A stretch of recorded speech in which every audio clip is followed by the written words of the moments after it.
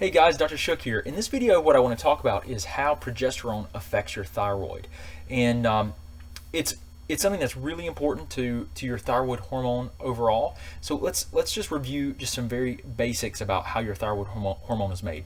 So for your thyroid hormone to be made at your thyroid, right? So that's where it's produced, in the thyroid gland. Your brain, a central structure in your brain called the hypothalamus, makes a hormone called TRH, or thyroid releasing hormone, that stimulates the pituitary gland, which is another brain structure. It's right behind your eyes, about here, just behind there. It's a brain structure that produces TSH, thyroid stimulating hormone. The thyroid stimulating hormone then ramps up the production of thyroid peroxidase, TPO, inside the thyroid cells, which drives the production of T4 and T3, your thyroid hormones. Okay, so what progesterone does is progesterone stimulates the production of TPO. Right, TPO is the enzyme that I just mentioned that helps with the manufacturing of T4, primarily T4 and T3. Progesterone also does something else. It sensitizes all the cells of your body to your thyroid hormone. So if you're deficient in progesterone, you may not have, it could show up as low T4. Okay, it could, you could have normal thyroid hormone levels but still not feel well because of decreased sensitivity. This is something that you have to look before you jump on the progesterone right away. You want to look at things like inflammatory load, cortisol, and some other things that can decrease the sensitivity of your body to your thyroid hormone. You want to take a whole picture and look at the whole picture, because progesterone could be low, but it may not be low because your body doesn't have an ability to make it. It may be low because you're in a pregnenolone steal, where you're basically under so much stress that your body's making your stress hormone cortisol, and it's stealing away this hormone called pregnenolone, which is required to make progesterone. And your body could be in that stress response because of emotional stress, physical pain, chemical stress like inflammation, blood sugar spikes and dips like hypoglycemia. So it's a lot more complicated than just saying, hey, let's check my progesterone. It's low, I need to take that, and that's why I have this thyroid problem. You've always got to be thinking why.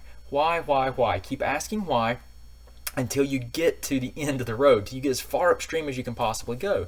Otherwise, you're going to be chasing symptoms. So if you have low progesterone, you typically will see that there's a deficiency, and your menstruating female, you have heavier menstrual bleeding. Okay, so that can be a sign of a progesterone deficiency, and so then you want to investigate what's actually happening. Okay, you want to look at that more closely and see what you can figure out. But I want to share with you guys the impact that progesterone has on thyroid hormone production, thyroid hormone sensitivity, because it's a really important thing to consider.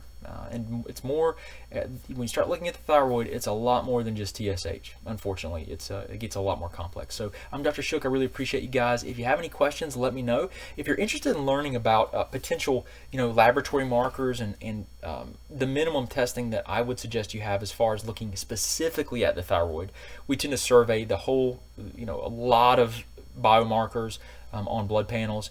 But what I suggest to understand more specifically what's happening to the thyroid, I would suggest that you check out a guidebook that I created called the 9 Tests Required to Understand Your Thyroid. And if you're interested in that, just post a link below and say, hey, I'd like to know more about the guidebook. I'll post a link. You can go to the website, and if you're interested, you can get it there. Okay. If you have any questions or anything, though, just post them. I'll do my best to help you out. We are inundated. I'm really big on trying to teach people how to help themselves and teach them a lot about their body and what can be going on, so that you're not crazy because you still feel bad, even though your labs are normal or your doctor says that there's nothing else you can do. There are a lot of other potential problems, and the best thing you can do is become your own advocate, educate yourself, and be an active participant in your healthcare. It really goes a long way, and that's what I'm trying to do, is to teach you guys how to better do that. So that's the overall mission, So anyway, if you have any questions or you guys need anything, just let us know. But we'll try to get back to you. We're inundated so much with questions. I'm trying to produce videos to answer a lot of the common questions that we get. It's just really hard for us to keep up, with in practice, and then just with families. There's so many people that need help. I think the demand for this type of information just speaks to the epidemic, the proportions of the problem. So I really appreciate you guys. If you have any questions, we'll do our best to get back to you as soon as possible and help you out. But I appreciate you coming here to learn more about your health. I hope you have a great day.